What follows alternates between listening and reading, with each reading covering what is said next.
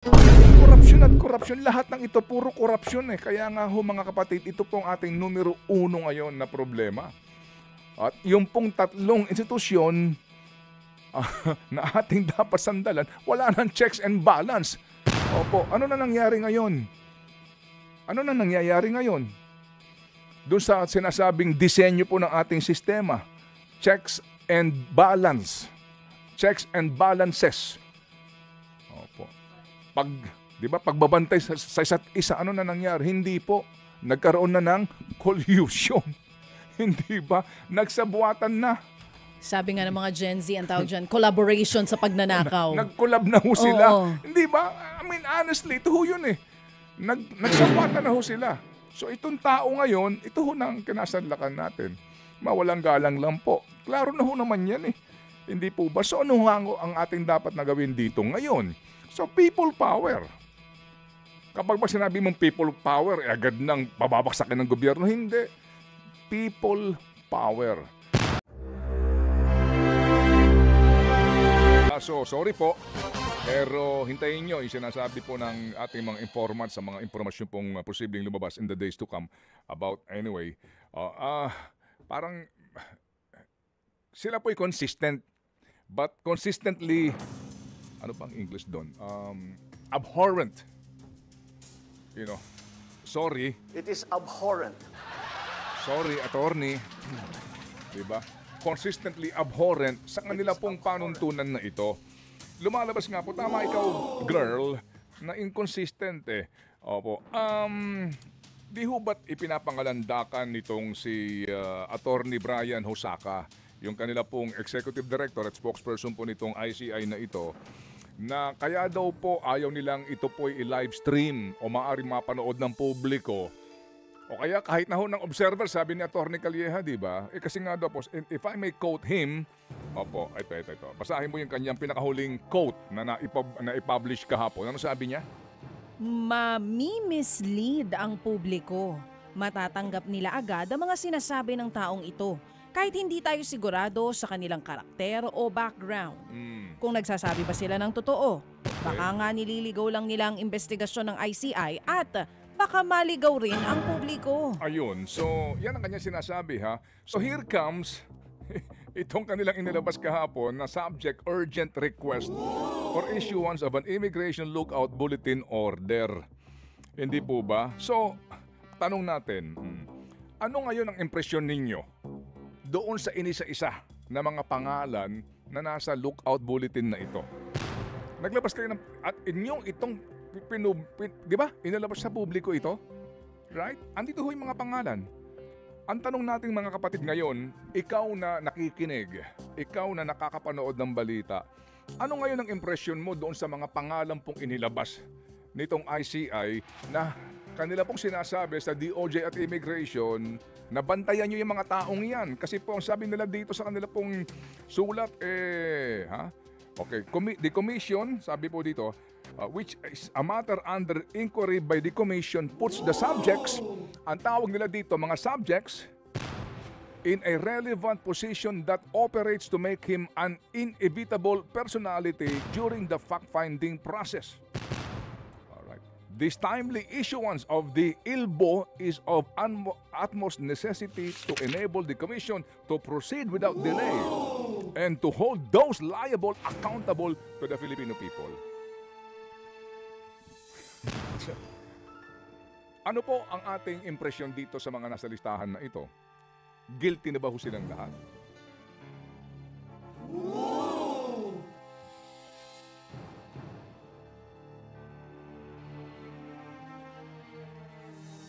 So kung ano yung pong sagot ay hindi. Hindi. Opo. Bakit? Kasi po, wala pang sapat na ebidensya. Tama. True. Kasi po, ito'y hango saan? Saan?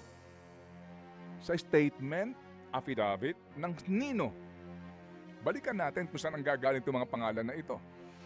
Opo, kasi kung kayo po ay naglalabas ng ganito pong listahan at kayo nagsasabi na huwag silang husgahan at baka matrial by publicity, kayo lumalabag doon sa inyong consistently abhorrent na regulasyon. With all due respect, sir ha? Opo. Bakit ito ha? Okay. Ba't nasama dito pangalan ni Romulo Ruman ng Pasig? O si Marcy Teodoro na nagsasabi, hindi pa ako congressman ha? Ba't ako nasama dyan? Hindi po ba? Bakit? Kasi mga kapatid, opo, kasi bahagi ito nung affidavit at statement na binasa nitong si Curly Discaya sa Senado. Hindi po ba? Yun ang pinagbasihan po nila. And then, yung iba po dito, ay dahil sa statement naman nito pong si Henry Alcantara at ni Bryce Hernandez. Opo, at ni Roberto Bernardo. Pag inisa-isa po natin ito, hinimay-himay namin ang mga pangalan na ito kung kaninong statement nang gagaling at kung anong pinagbabasihan po nila. Kung sinasabi ninyo na huwag nating agad husgahan ito at baka hindi pa tayo nakakasiguro sa mga taong ito, ba't nakakasiguro na ba kasi mga Diskaya na nagsasabi ng totoo? Alam niyo yun? Attorney Hosaka, panayhon tawag namin sa inyo para kayo makapanayam at makuha namin ang paliwanag ng komisyon dito. Kung ang pagbabasihan po natin ng mga statement na ginawa in open public hearing on record and under oath, ba't di nyo sinama yung sinasabi nito pong isang tumistigo dyan na ang pangalan po'y Orly Gutesa? Ba't di sinama ang pangalan ni Eric Yap? Hindi ho, ba't wala dito? Ba't di nyo sinama yung sinasabi ni Bryce Hernandez sa kanyang statement na meron daw pong 3 congressman? Sino ito? Yung pong Tina Pancho, yung Danny Domingo, at yung ngayon po'y mayor na si Boy Cruz. Sinabi niya rin po ito. O di ba? True. I mean, mawalang galang lang po sa inyo. Ano po? Para talaga lumalabas ngayon na ito ay pagbabangon puri. Kunwari, para wala kayong masabi, o sige, gusto na naming pigilan yan. Si Vince Dizon, gumawa na ho noong una pa Hindi ba? Kung gusto nyong gawin to, dapat noon pa. Hindi ba? Pero ngayon lang kayo gumawa nito. Bakit? Kasi nga may pressure na po ang taong bayan sa inyo na isa publiko ito. Nga lang po, ang inyong pinakahuling pinakahuling action na ito ay lalo nagbibigay sa amin ng duda. Sa akin lang ito ng duda. Di ba? Na ang inyo pong polisiya naman talaga ay medyo tabingi. Medyo baluktot Kaya nga po nakakadismaya lang na malaman na kung ang inyong pinagbabasihan po lamang ay mga affidavit sinasabi po sa mga hearing ng Congress at Senate, bakit hindi pa kumpleto? Ito pong inyong listahan para po sa inyong tinatawag na lookout bulletin order. O para bagang sinasabi mo rin na, magsisibatan na kayong lahat. Kasi lookout lang ito Hindi ito whole departure order. So kayo, kung gusto ninyo magsitago na kayong lahat sa kasong ito, di po ba? Ano po sa palagay ninyo? Kasi nga, ang ating panawagan sa kanila, ano ba asiste kung manood kami sa hearing ninyo? Trial by publicity. Ito ginawa nyo Hindi ba? So, sorry po. Kasi baka husgahan na natin agad. Si Diskaya nagkwento nito Naniniwala ko na kay Diskaya na hanggang ngayon, hindi pa tapos ang affidavit. Si Bernardo hanggang ngayon, hindi pa nakapagsumite. Kahapon dapat magsusumite ng kanyang affidavit. Hindi natuloy, hindi pa daw tapos. Ano ba tinatapos nila? Binubuo pa yung kwento. Kaya lalo kami nagdududa. Hindi po ba? With all due respect kay Babe Sings wala tayong question dyan. Pero sandali lang, ano ba ho ito? Ayaw na ho natin sabihin na ang lahat ng ito at the end of the day, ay piling-pili lang kung sino ang inyong kakasuhan at kung sino po ang inyong pupursigihin. Yung iba dito baka makalusot. Yung pong aming impresyon ngayon, kasi nga hindi namin malaman ano ba ang uri ng pagtatanong ninyo. Ano ba ang laman ng kanilang mga affidavit na ibinibigay? Kayo ba'y nagsasama-sama sa merienda dyan? Kayo ba'y nagkukumustahan dyan? Pagharap po nitong isang dating sekretary, ngayon senador, kamusta na si mama mo? Kamusta naman si papa mo? Kumusta naman negosyo nyo? Ganun ba tanungan dyan? Good point. Huwag nyo ipalusot yan. Ano nga ba ang assurance? Di ba? Tama ka dyan, boy. Ituloy mo, boy. Sorry po. And let me know when you're done, boy. Pero ituloy mo, sabi ng mga nagagalit din dito sa comment section. Oo nga, no? Naglulukuhan tayo dito, Mr. Chairman. Paano ang transparency kung may, Pinag-aaralan ko lang. kung may itong- listahan sa ILBO, pero may isa pang sworn statement, pero wala sa listahan sa ILBO? Pinag-aaralan ko lang itong kanilang inilabas, pati yung wordings nito. Hindi ba? At yung kanilang pong pinagbasehan ng mga pangalan na ito, na para bagang inconsistent din. Bakit may mga hindi nabanggit dito? Hindi po ba? Bakit para bagang pinili lang din ninyo yung i-ilbo ninyo? I mean, So now the question is here, are they trying to protect the process? Or they are trying to protect some personalities? ikaw ang may sabi niya, hindi ako. That is a question, Okay. Your Honor. Oo. May question mark sa dulo. Kaya again, ang panawagan ng bayan, buksan ang investigasyon sa publiko. Kahit hindi po live stream eh. Ang ganda ng suggestion ni Attorney Howard pati ng iba pang mga grupo. Maglagay po doon ng mga observers. 'Di ba? Kahit di naman live stream, meron lang tagabantay. Merong presensya ng ilang grupo na po pwedeng magbantay doon. Hindi naman kailangang i-live stream. Para alam natin kung ano nangyayari sa loob. Yung executive session, kung tawagin, Observers lang pinapayagan din po naman. naman yan, even in the Senate. No? Opo, o even in the lower house. Kaya, ewan ko lang kung kayo po ay, kung ito ba'y amor proprio na. Alam niyo ho yun, yung ganong pong kostombre, parang pride na to. Kapag kayo bumigay, nakita nyo, di ba parang baka dito pinairal na pride. Hindi ba? Hindi na ang usapin po ng public interest. Between the interest of all of this being now accused of this, di ba? Grabe ho ng corruption and the interest of the public to know what is going on, still nandoon kayo sa pagkatig sa interest ng mga pribadong interest na ito. Hindi nyo maaari sabihin na binabalanse nyo ang interest. Dahil hindi balanse yan. Hindi balanse. Kung totoong gusto nyo hong manaig mga kapatid, ang totoong pagbibigay po ng kapangyarihan sa bayan, dapat po pabor sa bayan. Mawalang galang lang po. Some people may agree, some people may disagree. But again, mga kapatid, ito po ang ating paninindigan sa isyong ito. At sa isyong ito, pwede tayong tumayo hanggang sa Plaza Miranda para paglaban po ang katwiran na ito. With all due respect. Think about it. Tanong, may pag-asa pa ba ang bayan? Sagot, Ikaw ang sumagot niyan, girl. boy, sa totoo lang, no comment kasi hindi ko na alam ang sagot sa tanong na yan. Aba, pag sinabi natin wala ng pag-asa, sabi pong lahat ay mag-resign na bilang Pilipino. May pag-asa pa ang bayan, of course. Ngayon ang panahon para ipakita natin na may pag-asa pa ang bayan. Si Ping Lacson po, sayang, nagsabi doon sa kanyang second na privilege speech at expose. Sa mga nagsasabi na di ba? Wag ko kayong ang kaso lang, Senator, nag-resign kayo sa Blue Ribbon Committee, parang nasiraan kami tuloy ng loob. Pinanghinaan ng loob yung ilan. Although alam po naman din natin na hindi na ho kayo magiging chairman niyan, pero kung maaari po, maging active pa rin po kayo na participant Yes. in the hearing, please. Kasi nga, sumandal kami doon sa sinasabi nyo sa mga nagsasabi na walang pupuntahan ito, nawawala ng pag-asa, wag naman daw, di ba? So kami nga po ay nagsasabi na may pag-asa pa ang bayan. Pero itong pag-asang ito, wag na ho natin pang sayangin. Ito ho yung chance natin ngayon. This is the chance. Napatunayan po natin na may pag-asa pa ang bayan. Paano? Ito po, wag tayo magsawa. Kasi ngayon po, ito yung mga klaro Klaro ito kay Aaron. Ano kay Aaron? Ako, dito tontuwa ako dito Parang anak ko na ito Mas matanda pa, panganay kong anak sa kanya Bakit? Taga-Hagonoy ito Biktima ng baha yung Ito pamilya. ito yung magandang case study. Itong mga binabaha Hindi ba? Itong mga taong ito.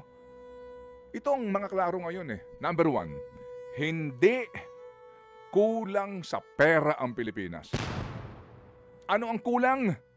Mga taong tapat sa gobyerno. Yun ang kulang natin. Opo. Hindi mahirap ang Pilipinas. Yan ang klaro mga kapatid. Hindi tayo mahirap na bansa Opo. Sukdulan lang po ang dami ng korap sa Pilipinas. Yan po ang atin. Yan po ang ating katotohanan dito ngayon. Kaya pala, ang dami nagpapakamatay, maging congressman, o pumapatay para maging congressman, gumagasta ng bilyon para maging senador. Ang dami yung, di ba? Talaga naman gusto maging party list. Kaya ito na ho yun. Ito na, baby girl. Ito na po yung kasi ngayon, isa-isahin mo yung mga reports, pati sa Rappler. Bawat probinsya ngayon, may mga dinastiya. Sila pala mga kontraktor. Dahan-dahan na po, umuusbong ngayon. Na kumbaga, Lalabasan. kaya pala, ganito tayo. Kaya pala yung kalsada, di ba, either maayos pa, binabakbak, Correct. or kaayos lang, nasisira ka agad. Kaya po pala tayo binabaha. Kaya pala ho, ang kanilang paboritong departamento ng DPWH kasi yun ang kanilang piggy bank. Ito ang kanilang pong hut-hutan. Ito ang Gatasan. kanilang talaga namang gatasan. Think about it. Nalulungkot kasi ako sa mga sinasabi mo, pero yan ang katotohanan. Malungkot na katotohanan. Hindi ka parang magising tayong lahat dito kasi gumigising tayo madaling araw Hindi ba ito ho yung pag-asa ho natin para patunayan na may pag-asa pa ang Pilipinas? Hindi po ba na ito nga po iyon mga kapatid? Opo, baon na po tayo ngayon, hindi lang sa utang kundi sa kumunoy ng korupsyon. Ito po yung ating kinasadlakan Kaya lahat ng ito, dito po, ngayon, nag-hearing sa Senate, sa Agriculture, ano sabi po ni Senator Kiko? Sandali lang, kung meron pong kartel sa construction, yung, alam niyo ho yun, yung Diskaya firms na sila lang ho sumasali sa bidding, Oo. para sila pa rin ganun din sa bigas. Yung pong mga importers na paborito dito sila Glenn Panganiban nagbibigay po ng mga permit, di ba? Yung phytosanitary permit para ka makapag-angkat ng bigas. Ganun din pala, isa lang may-ari, 7 kumpanya. Isa lang may-ari, 6 kumpanya. Bakit? Para makopo nila yung importasyon ng... Bakit? Corruption pa din. Hindi ba? Corruption. Lahat ng ito, puro corruption Kaya nga ho mga kapatid, ito pong ating numero 1 ngayon na problema. At yung pong 3 institusyon na ating dapat sandalan, wala nang checks and balance. Opo, ano na nangyari ngayon? Doon sa sinasabing disenyo po ng ating sistema. Checks and balance. Checks and balances. Opo. Pagbabantay sa isa't isa, ano na nangyari? Hindi po. Nagkaroon na ng collusion. Hindi ba? Nagsabuatan na.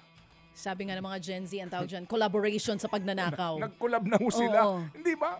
Honestly, ito ho yun Nagsabatan na ho sila. So itong tao ngayon, ito ho na ang kinasadlakan natin. Mawalang galang lang po. Klaro na ho naman yan Hindi po ba? So ano ang ating dapat na gawin dito ngayon? So people power. Kapag ba sinabi mong people power, agad nang bababaksakin ng gobyerno, hindi. People power. Talagang dapat maramdaman po ng gobyerno nang galit na tayo. Hindi na pwede ito. Papayag ka ba? Na wala ho talaga dito makukulong, lalo na po ang mga matataas na opisyal. At dito po dapat talaga, sabi nga ni Mayor Benji, dito po dapat hindi pakialaman. Malaman ng kanyang statement na ng turnover nila nitong si Azurin, dapat po siya pakialaman. Bakit? May nakingialam. Diba? So, tignan natin. Huwag pakialaman. Kasi po si Benji Magalong, in fairness, nung panahon ni Noy Noy, siya ang nag-imbestiga ng Mama Sapano. Ang rekomendasyon niya, nakaupo pa si Noy Noy, ang kanyang rekomendasyon, isama si Noy Noy, sumalangit nawa, sa kakasuhan. Saan ka naman nakakita? Pinaimbestiga ka doon sa mga pagkakamali, magmula sa kay Porrissima, kay Secretary Rojas, lahat. Siya nag-imbestiga. Pulis pa siya, active service. Ano rekomendasyon niya? Kasuhan yung commander-in-chief kasi siya mismo lumabag sa chain of command. Yun po yun dito. Hindi ba? Ito po, kaya dito po maging mapagmasid po tayo sa mga nangyayaring ito, sa mga development na ito. Kasi nga sinusubukan na po talaga ang pasensya ng mga Pilipino. Sinusubukan na po talaga ang ating pong kakayahan. Sinusubukan na po ang katalinuhan natin. Kasi dito malamang ituturing pa rin tayong tanga. At pasensyoso. Magpapasko. Di ba? Di ba? Ay nako mga kapatid. Sorry po At itong ating isyong ito ay ating pong tinatalakay with all passion. Dahil that's what we need now. Kinakailangan po natin ng passion dito para po tayo magkaroon ng pag-asa. Kasi kung hindi po ito po wala pang mangyari dito, sorry po, talagang wala na tayong pag-asa. Yung Gen Z ngayon, dapat lahat ng mga student councils, dapat ho talaga mga kapatid, sila ang mag-organisa dito eh. Yung mga bata talaga eh. Oo, kung maaari nga, ay nako. Sorry. Sige, tuloy mo. Birahe. Oo, birahe. Sabi ng mga kapatid natin dito, minsan kinakabahan daw sila pag nagagalit ka na. Gusto mo ba ng tubig? Ano ba? Pero gustong-gusto naman nila pag ikay nagagalit. Oo. Oo. Huwag kayong mag-alala, naka-Rhea Generics yan para sa kanyang high blood. Nakabrum-brum tayo. Yung pa isa. Oo, di ba? Hindi nga, Very hindi, well hindi said, lang po. tama. Bago natin po iwan ito, no? Ang henerasyon po ngayon, Gen Z kung tawagin, born in 1997 until 2012, no? Ito pong itong kinasadlakan natin, gawa namin ito ng henerasyon namin eh. Opo, naipon ito eh, hinayaan na lang eh. Kasi nga din po, nung mga una, akala natin, di ba, pork barrel pinagbawal, nagkaroon lang mo ng bagong anyo ngayon. Hindi po ba? So ngayon, itong problemang ito sa panahon ng Gen Z, kapag hindi pa ito nalutas ngayon, ay Diyos ko po, kaya itong mga dinastiyang ito, kaya itong mga naandyan ngayon sa gobyerno, hindi naman sila lahat, di ba? Meron po naman mga sinasabi po na bright spot eh, na pwede, pero iilan lang sila. Hindi po ba mga kapatid? So kapag po hindi pa ito ngayon nalutas, ay Panginoon Diyos, saan tayo pupulutin nito? Ito pong kasakiman nila sa pera. Mahirap na addiction ito. Walang rehab ito. Walang rehab ito. Itong addict ka sa pera. Por Diyos, por Santo, di ba? Na-addict ka na sa Prada. Na-addict ka na sa Hermes. Na-addict ka na sa Louis Vuitton. Di ba? Kung pwede nga lang mamalengke ka ng Pechay, ang brand Louis Vuitton, visit ka. Kung pwede nga mamalengke ka at humingi ka ng patatas na ang brand ay Prada. Dahil na kinakain mo Prada. Kinakain mo Louis Vuitton. Kinakain mo Hermes. Di ba? Huwag ka mag-alala. Sasak mo sa baga mo yan. Oo. May nunal naman daw na Louis Vuitton. Huwag ka mag-alala. May point. Sorry Opo, mga kapatid, dinadaan lang po natin sa mga pabiro-biro. Pero please, opo, kayo po sa inyong mga pamilya, sa inyong mga barkadahan, sa inyong pong mga kinabibilangan, na anumang pong organisasyon, pag-usapan niyo po ito. At huwag ho kayong matakot, huwag kayong mahiya na ipakita ang galit ninyo. Dahil ito ho ang gusto ho siguro nila, galitin ng lubos ang Pilipino. Ipakita po natin na mga Pilipino po, hindi mga tanga. At ang Pilipino po may hangganan ng pasensya. Tama na, sobra na. Ikulong Mandarambong!